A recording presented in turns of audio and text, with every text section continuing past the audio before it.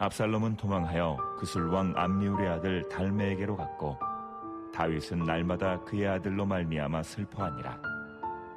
압살롬이 도망하여 그술로 가서 거기에 산 지 3년이라. 다윗 왕의 마음이 압살롬을 향하여 간절하니 암논은 이미 죽었으므로 왕이 위로를 받았음이더라. 수르야의 아들 요압이 왕의 마음이 압살롬에게로 향하는 줄 알고 드고아의 사람을 보내 거기서 지혜로운 여인 하나를 데려다가 그에게 이르되, 청하건대 너는 상주가 된 것처럼 상복을 입고 기름을 바르지 말고 죽은 사람을 위하여 오래 슬퍼하는 여인같이 하고 왕께 들어가서 그에게 이러이러하게 말하라고 요압이 그의 입에 할 말을 넣어주니라. 왕이 요압에게 이르되, 내가 이 일을 허락하였으니 가서 청년 압살롬을 데려오라 하니라. 요압이 땅에 엎드려 절하고 왕을 위하여 복을 빌고 요압이 이르되, 내 주 왕이여, 종의 구함을 왕이 허락하시니 종이 왕 앞에서 은혜 입은 줄을 오늘 아나이다 하고, 요압이 일어나 그술로 가서 압살롬을 데리고 예루살렘으로 오니 왕이 이르되, 그를 그의 집으로 물러가게 하여 내 얼굴을 볼 수 없게 하라 하매 압살롬이 자기 집으로 돌아가고 왕의 얼굴을 보지 못하니라.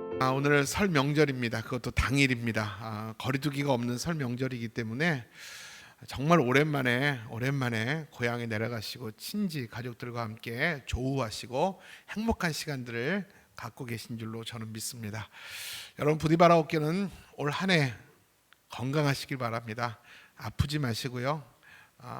하나님이 주시는 복을 누리길 바랍니다. 세상의 복 그냥 지나가는 인사로 그냥 복 많이 받으세요라는 그런 날아가는 복이 아니라 하나님이 자기 성도들에게 주시는 참으로 귀한 복, 그 복을 누리시는 한 해 되시기를 주님의 이름으로 축원합니다. 혹시 여러분 조선시대의 격쟁이라는 제도에 대해서 들어보셨습니까? 이 격쟁이라는 제도는 뭐냐면, 백성들이 억울한 일을 당하거나 또 원통한 일을 당할 때 그 왕이 행차를 할 시에 징이나 꽹과리를 침으로 이목을 집중한 이후에 본인이 직접 왕에게 가서 자신의 억울한 일을 호소하는 제도, 이것이 격쟁이라는 제도입니다. 오늘 여러분과 제가 본문을 다 읽지 않았는데 13장 37절부터 마지막 3절 그리고 14장 전체가 오늘 우리가 함께 나눌 내용입니다. 오늘 본문의 배경과 내용은 어떤 상태에서 이루어지냐면, 조선시대 격쟁이라는 그 제도가 있듯이 다윗 왕 시대 때도 그런 격쟁과 비슷한 제도가 있었던 것 같습니다. 그 제도를 통해서 한 여인이 사연이 참 많은 한 여인이 다윗 왕에게 나가서 자신의 내용을 직소하는 내용으로 오늘 본문의 내용이 가득 채워져 있습니다.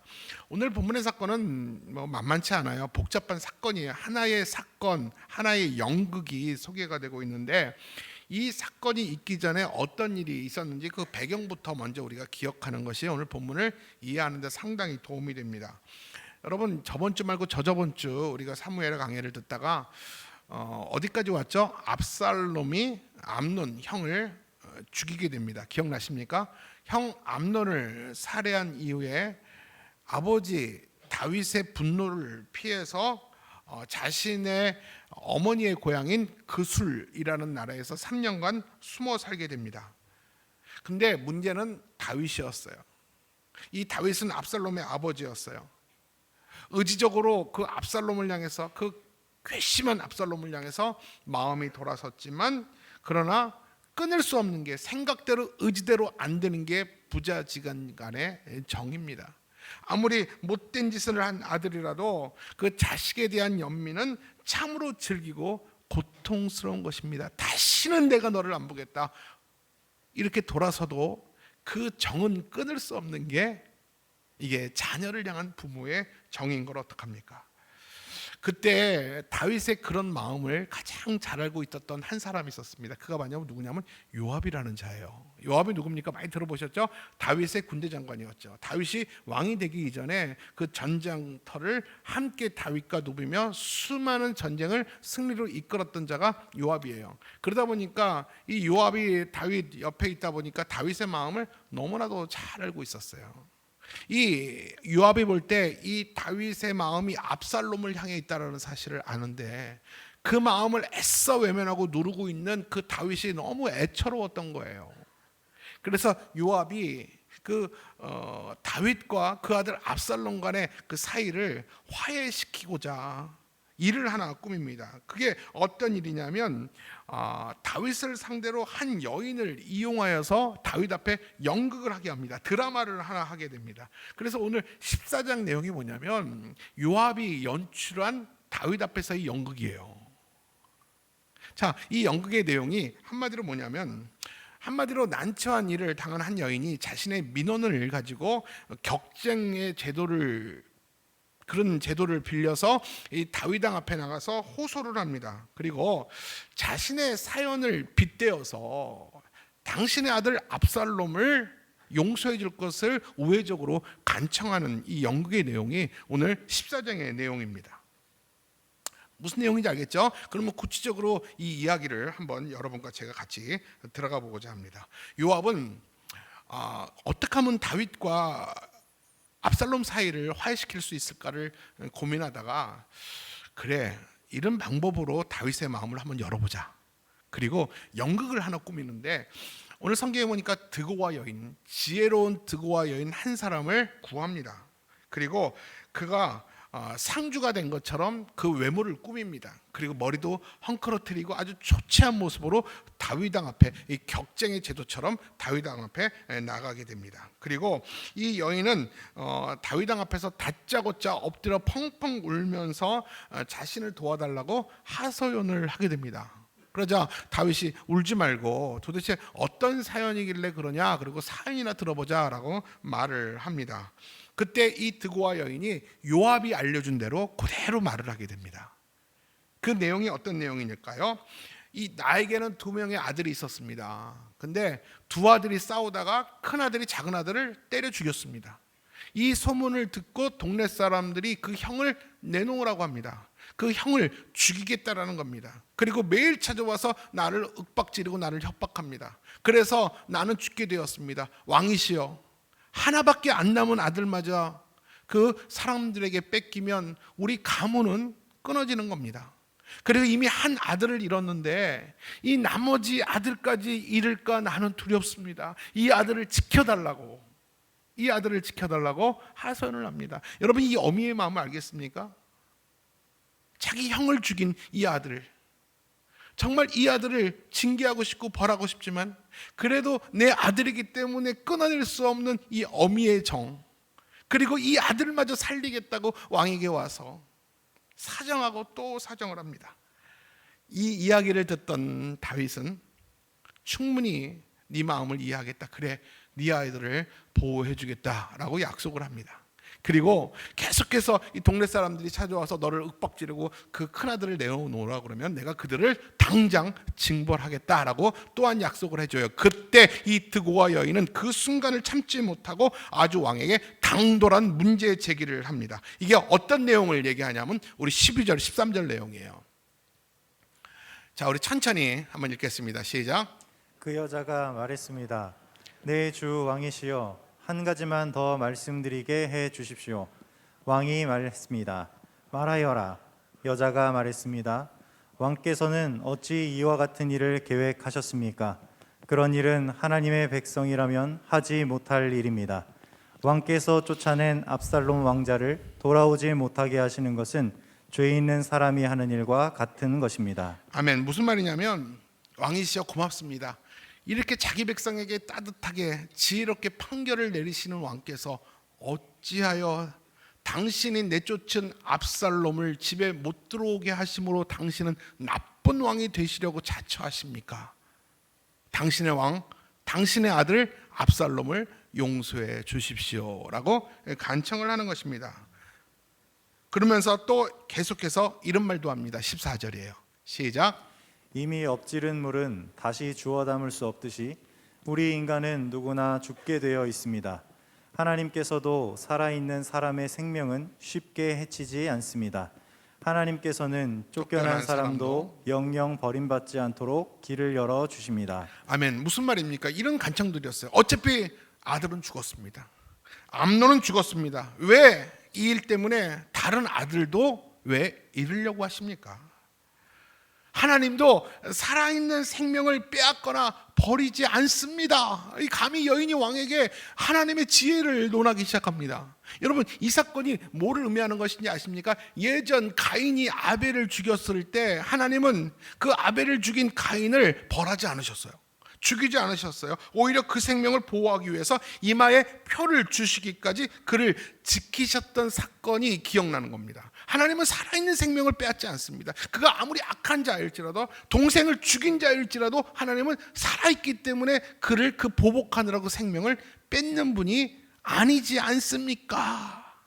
당신도 하나님의 사람이라면, 하나님의 왕이라면 살아있는 압살롬을 용서해야 되는 거 아닙니까? 감히 이렇게 직언을 합니다. 이 왕은 그 얘기를 한참 듣다 보니까 너무 당돌하거든요. 이게 네 머릿속에 네 생각으로 나온 것 같지 않아요? 그래서 바로 직감적으로 묻습니다. 너 뒤에 누구 있지? 직감적으로 너의 이 연극이지?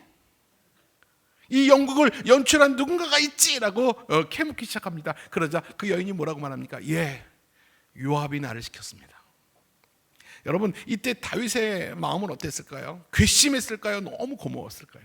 저 같았으면 이 마음을 숨기고 있었잖아요. 누구도 내 마음을 아는 자가 없었는데 그 오래된 친구 요압이 이 답답한 마음을 어떻게 알고 문제를 해결해 준 거잖아요. 저는 너무 고마웠을 것 같아요. 이 외로웠는데, 너무 치열했는데, 너무 보고 싶었는데 명분이 없었어요. 부르고 싶었지만, 보고 싶었지만 명분이 없었어요. 근데 그 명분을 만들어줬잖아요. 얼마나 고마웠을까요? 그래서 다윗이 너무 기쁜 마음으로 요압을 부릅니다. 요압아, 성경에는 없지만 고맙다 그랬을 것 같아요. 그리고 빨리 그 술에 있는 이 청년 압살롬을 불러라.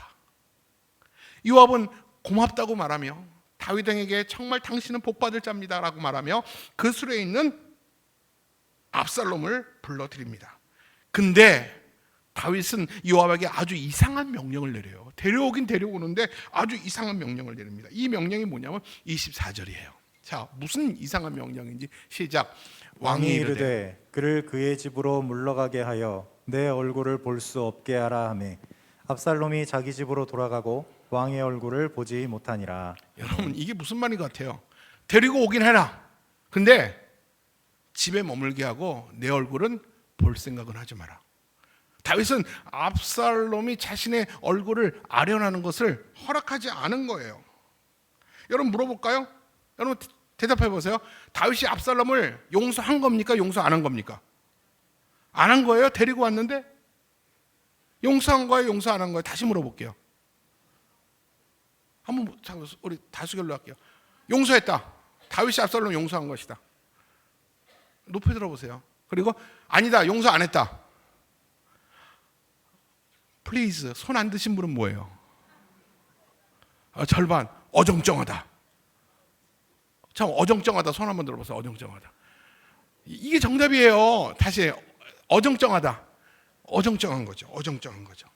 여러분, 근데 이런 다윗의 마음을 욕할 사람이 있어요? 비난할 사람이 있어요? 여러분들이 우리 다윗처럼 자녀가 장성한 부모의 마음이라면 여러분 어떻겠어요? 압살롬을 향한 그 자녀를 향한 마음을 끊을 수가 없었어요. 몇 번이라도 의지적으로 생각대로 돌아섰어요. 끊어버리려고 그랬어요. 생각 안 하려고 그랬어요. 근데 끊을 수 없는 아주 고통스러운 게 자녀와의 정이에요. 도저히 끊지 못하겠는 거예요. 근데 내 아들을 죽인 압살롬을 볼 자신은 없었어요. 여러분, 그런 마음 있죠? 보고 싶은데 볼 용기가 안 나는.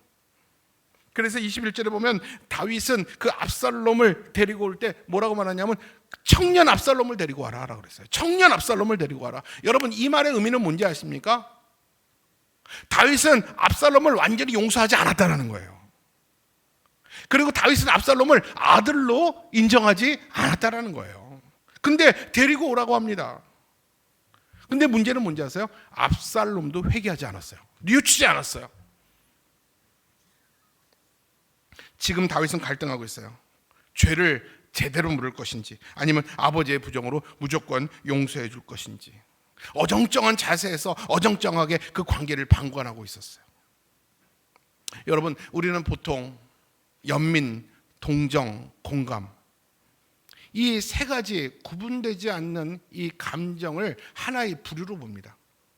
그리고 이것은 뒤엉켜 있는 복잡한 감정선이기 때문에 물리적으로 정확하게 이것은 연민이다, 이것은 동정이다, 여기까지부터는 공감이다 라고 우리는 말할 수 없어요. 연민 안에 동정이 있고요, 그 동정하다 보면, 그 사람을 계속 동정하다 보면 그의 마음도 이해가 되고 공감이 되기도 합니다. 여러분, 근데 이러한 사소한 이 감정선, 이 엉켜있는 복잡한 이 감정선이 우리에게 누구나 있어요. 근데 문제는 뭔지 아세요? 내가 신앙생활하면서 이러한 이 감정선이 때로는 신앙에 큰 걸림돌이 되기도 하다라는 거예요. 예를 들면 여러분, 이 주님의 몸된 교회 공동체는 덕과 순결이 중요합니다. 교회 공동체의 덕과 순결을 지키기 위해선 정말 죄의 문제에 대해서, 본질의 문제에 대해서는 절대 용납하면 안 될 문제가 있어요. 그렇지 않습니까?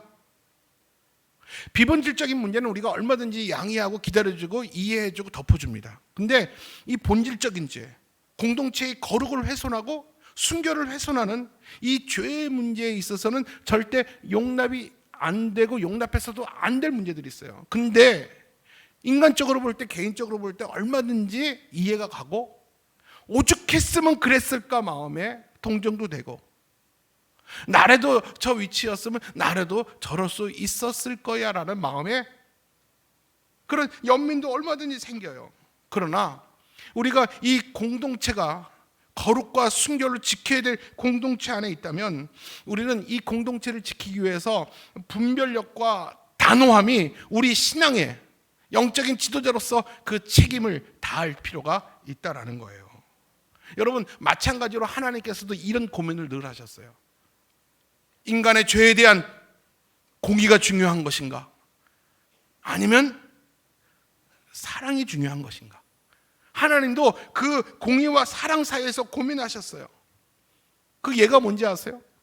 예수님이 겟세마네 동산에서 이 땀방울이 핏방울이 될 때까지 기도하시면서 주여 될 수만 있다면 이 잔을 내게서 피하게 해달라고 기도했을 때 하나님은 외면하셨어요. 그리고 예수님께서 십자가에서 엘리 엘리 라마 사막다니 왜 어찌하여 나를 버리셨나이까 울부짖을 때, 그럼에도 불구하고 우리 하나님은 공의를 위해서 단호하게 돌아서야 했습니다. 여러분, 그런 아버지의 마음을 여러분 이해하세요? 자신의 아들이에요. 자신의 아들을 피조물들이 죽였어요. 십자가상에서 온몸이 찢겨가면서 괴롭게 죽어가고 있어요. 아들이 나를 살려다고 울부짖고 있어요. 그럼에도 불구하고 돌아서야 하는 아버지 하나님의 마음이, 그 단호함이 여러분 이해가십니까? 여러분, 이때 하나님이 아버지의 마음으로 어떻게 판단하시고 결정하셔야 됩니까? 아버지니까 무조건 아들 편 들어서 십자가에서 예수님을 내려오게 해야 됩니까? 아니면 그럼에도 불구하고 인류를 구원해야 됩니까? 아버지의 마음은 십자가 앞에서 단호하셨어요. 요한복음 3장 16절 말씀입니다. 시작. 하나님이 세상을 이처럼 사랑하사 독생자를 주셨으니 이는 그를 믿는 자마다 멸망하지 않고 영생을 얻게 하려 하심이라. 아멘. 죄 지은 인류를 향한 하나님의 용서는 완전한 용서였습니다. 어정쩡한 용서가 아니었습니다. 죄 지은 인류를 향한 하나님의 사랑은 완전한 사랑이셨어요. 반쯤의 사랑, 어정쩡한 사랑이 아니었다라는 것입니다. 그러나 다윗은 여기에서 실패합니다. 압살롬을 어정쩡하게 용서합니다. 이 어정쩡한 사랑이 훗날 큰 비극을 초래하게 되죠. 다윗은 연민으로 회개하지 않은 압살롬을 받아들이고는 완전히 용서도 못합니다. 그리고 형식적인 화해만 둘이 하게 됩니다. 그러나 용서는 했지만 얼굴 볼 생각은 하지 마라. 여러분, 용서 아니에요. 우리가 신앙생활하면서 크고 작은 인생의 선택과 결정을 할 때 여러분, 인정에 끌려서 선택할 것인가, 아니면 하나님의 말씀을 우선 고려하여 선택할 것인가, 우리는 그런 고민들을 늘 할 때가 많습니다. 죄인 줄 알면서 내 가족이기 때문에, 우리 편이기 때문에, 우리 교회 성도기 때문에 한번 눈 감아주고 내가 한번 덮어줄 것인가, 흐지부지 시간이 가면 공동체 안에서 없어지겠지. 여러분, 이렇게 인정에 끌려서 그냥 덮고 갈 것인가, 아니면 하나님의 말씀과 기준이 우리 공동체 안에 서야 될 것인가에 대해서 고민스러울 때가 많았어요. 여러분, 정의라는 것은 좋은 겁니다. 건강한 교회일수록, 정말 따뜻한 교회일수록 이 정의, 궁율이, 은혜가 있습니다. 근데 만약 정에 치우쳐서 분별력을 잃어버림으로 죄에 대해서 어정쩡한 결정을 내리거나 어정쩡한 결정으로, 자세로 이 결정을 미룬다면 여러분, 그 공동체는 반드시 어려움을 당하게 됩니다. 특히 여러분, 이 교회 공동체만 얘기하는 게 아니에요. 가정도 마찬가지예요. 믿음의 공동체, 대한민국도 마찬가지고요, 이 사회도 마찬가지입니다. 공동체 안에서 죄의 문제에 대해서, 본질의 문제에 대해서 어정쩡한 결정과 어정쩡한 자세로 결정을 미룬다면, 누군가의 정에 끌려서 어줍지 않은 감정 때문에, 연민 때문에, 동정 때문에 하나님의 뜻을 배반하고 하나님의 뜻을 떠난 결정들을 어정쩡하게 해낸다면 결국 그 공동체에게 임한 것은 공동체 전부가 감당해야 될 몫이 된다는 것입니다. 그래서 우리는 사랑과 공의가 균형이 있어야 돼요. 여러분, 가정 안에서도 자녀를 양육할 때도 여러분, 사랑도 있어야 되지만 여러분, 회초리도 있어야 된다는 거예요. 때리라는 게 아닙니다. 자녀에게 교훈이 필요합니다. 분명히 책망이 필요합니다. 그렇기 때문에 우리 하나님이 그 균형을 십자가에서 정확하게 그려내신 것이 그리스도 예수의 십자가인 것입니다. 다윗은 어정쩡한 화해로 압살롬과 관계를 맺었습니다. 압살롬은 아버지 다윗이 자신을 용서해서 부른지 알고 찾아왔지만 아버지의 얼굴을 보지도 못한 채 아버지의 분노가 가라앉을 때까지 집에서 기다려야 했습니다. 그래도 다윗은 여전히 압살롬을 찾지 않았어요. 그런데 그 기간 동안에 압살롬은 아버지를 향해서 앙심이 자라기 시작합니다. 아버지를 불러준 아버지에 대한 용서에 대한 고마움이 아니라, 불렀으면 나를 해결해 줘야 되는데, 책임져 줘야 되는데, 완전히 사면시켜 줘야 되는데, 이것도 저것도 아닌 어정쩡하게 나를 용서한 그 아버지에 대해서 서운한 마음이 생기기 시작한 거예요. 앙심이 시작하기 시작했습니다. 그래서 아버지를 아무리 기다려도 아버지가 찾아오지 않자 결국은 어떡합니까? 아버지와 나 사이에 화해를 이끌었던 요압을 부릅니다. 근데 요압도 오지 않아요. 왜냐하면 압살롬을 향한 다윗의 마음을 알았기 때문에, 돌아선 마음을 알았기 때문에 더 이상 압살롬에게 공을 들이지 않아요, 요압이. 그러자 이 압살롬이 꾀를 냅니다. 무슨 꾀를 내냐면 요압이 가진 이 보리밭에 불을 질러 버려요. 그러니까 자기 밭에 불이 나니까 요압이 득달처럼 달려왔어요. 그러니까 왜 불 질렀냐고, 그러니까 왜 부를 때 안 왔냐고. 그리고 결국 요압과 압살롬은 대화를 시작합니다. 그 압살롬은 요압에게 왕을 향한 불평을 막 쏟아놓습니다. 무슨 불평을 쏟아놓게 되냐면 우리 32절 말씀이에요. 32절 같이 읽어볼게요. 시작. 어찌하여 내가 그 술에서 돌아오게 되었나이까?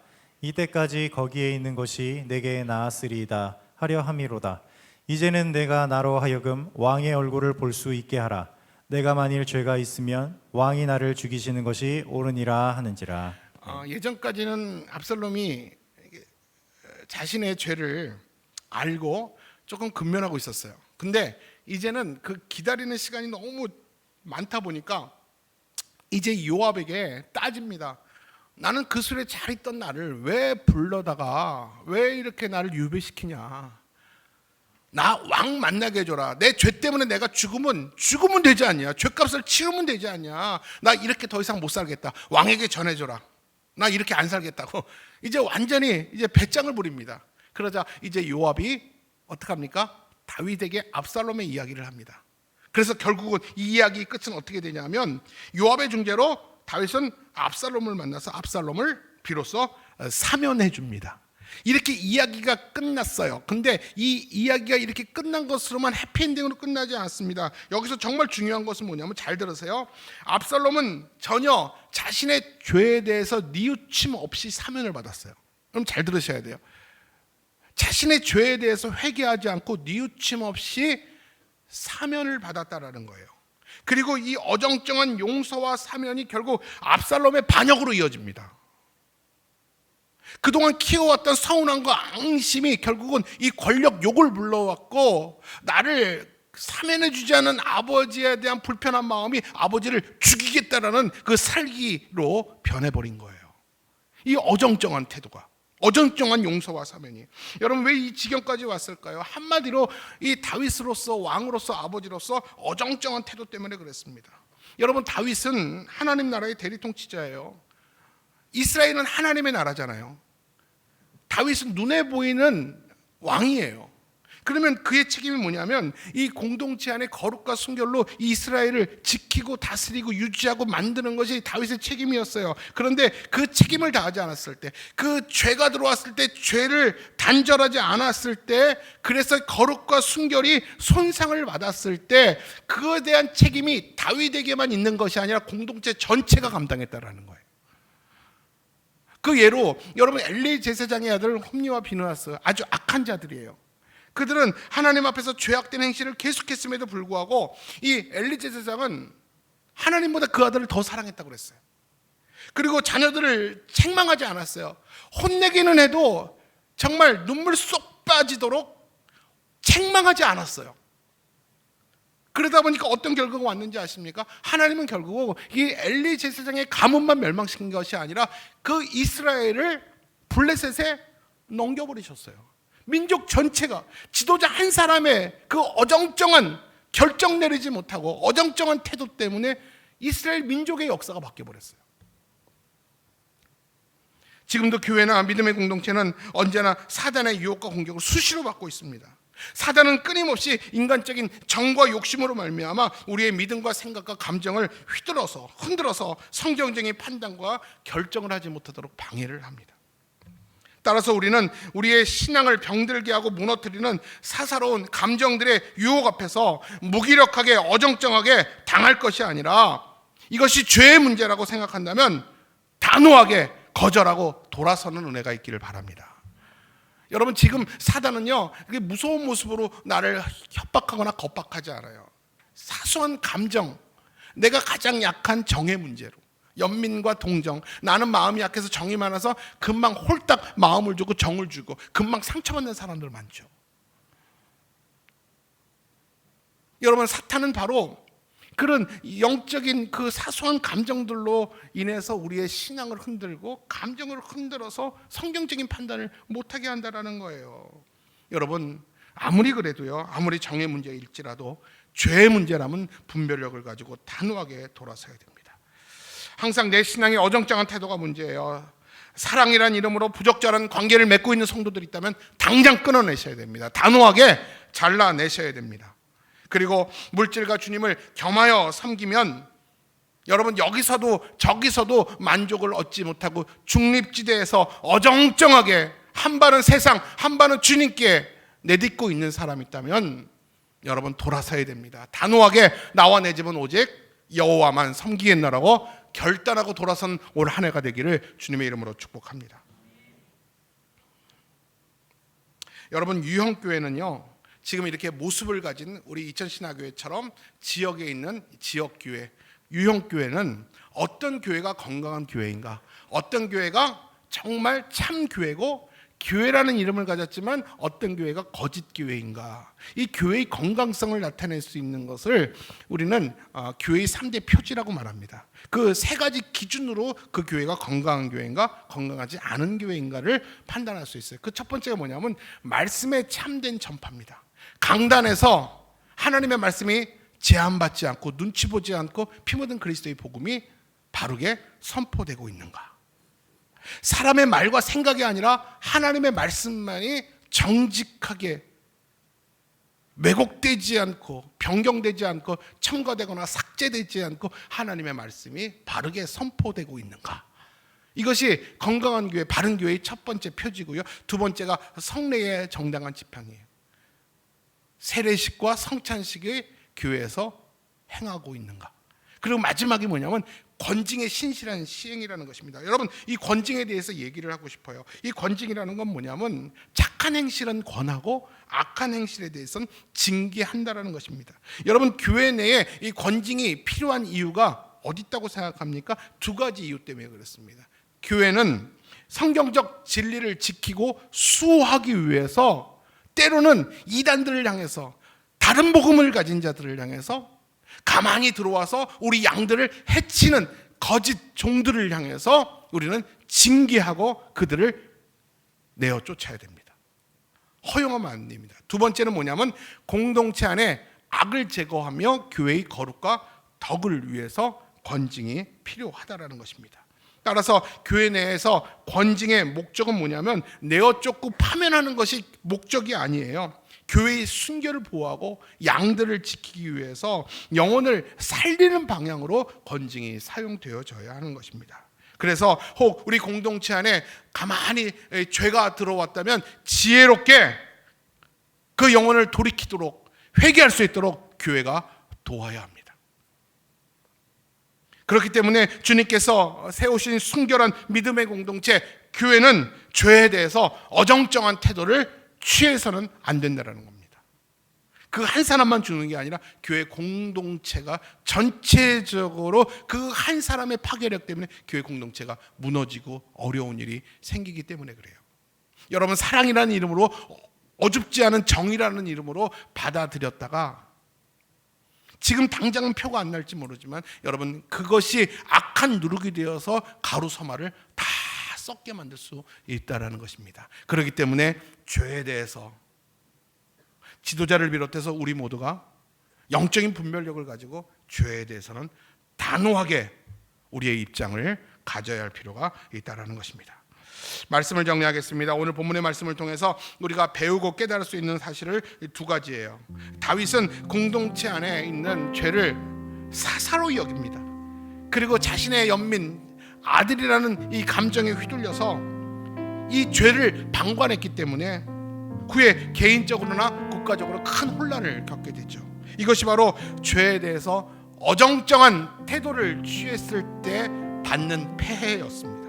둘째, 회개하지 않은 사람을 공동체 안에 들여왔을 때 결국 그 한 사람으로 인해서 쿠데타가 일어나고요, 큰 살인들이 일어나고요, 그 아들의 손에 쫓겨나서 맨발로 도망다니는 일이 생겨요. 뭐 때문에요? 죄에 대해서 어정쩡한 태도 때문에. 여러분, 저와 여러분 누군가의 아래에 있고 또 누군가의 위에 있는 사람이에요. 어떤 것을 선택하고 결정할 때 다시 한번 말씀합니다. 죄의 문제라면 타협하지 마십시오. 죄의 문제라면 단호하게 결단을 할 수 있어야 됩니다. 내 감정과 내 상황과 상관없이 하나님의 말씀이 내 선택과 판단의 기준이 되어야 합니다. 그래서 하나님을 떠난 죄에 대해서, 말씀에 벗어난 악한 결정과 행실에 대해서, 나쁜 차별금지법에 대해서 아무리 입법기관이 국회에서 통과가 됐다 할지라도 하나님의 말씀에 떠난 그 결정에 대해서 우리는 단호할 필요가 있는 것입니다. 그리고 회개하지 않은 죄인에 대해서 우리가 분별력을 가지고 때로는 냉정하리만큼 단호하게 판단하며 대처할 때 우리는 세상 가운데 휘둘리지 않는 하나님의 거룩한 군대 마하나임이 될 줄로 믿습니다. 기도하겠습니다. 가장 작은 사회의 집단인, 국가의 작은 집단인 가정으로부터 정직하며 죄를 향하여 단호하게 끊어내는 우리 가정, 우리 교회가 되게 하여 주옵소서. 교회가 욕을 먹고 비난받는 이유 중에 하나도 교회가 정직하지 않은 거예요. 죄와 타협하며 이것이 융통성이라고 말하며 합리적이라고 말하며 죄와 함께 먹고 마시는 공동체, 하나님이 기뻐하지 않습니다. 하나님, 대한민국과 이 사회와 우리 위정자들과 대통령을 비롯해서 하나님 앞에 살아가는 모든 자들이 하나님 앞에 공의를 바로 세우는 정직하고 깨끗한 이 나라, 이 사회, 우리 가정, 우리 교회 공동체가 되는 한 해가 되게 하여 주옵소서. 우리 대한민국 다시 일어서기를 원합니다. 정직한 나라로 아버지 하나님 다시 일어서기를 원합니다. 대한민국에 복을 허락하여 주옵소서. 그런 은혜가 있기를 소원합니다. 지금은 우리 주 예수 그리스도의 은혜와 하나님의 만극하신 사랑과 성령의 위로 역사, 교통 축복하심이 오늘도 죄와 타협하지 않으며 이것이 본질의 문제, 죄의 문제라면 정에 휘둘리거나 사사로운 연민에 묶이는 것이 아니라 늘 하나님 말씀이 기준이 되어서 하나님의 뜻이 이루어지는 내가 속한 가정, 교회, 대한민국 되기를 소원하는 우리 사랑하는 성도들 머리 위에, 대한민국 위에, 입법, 사법, 행정 위에, 위정자 위에, 청와대와 국회 위에 지금부터 영원토록 함께 계시기를 간절히 축원하옵나이다. 아멘.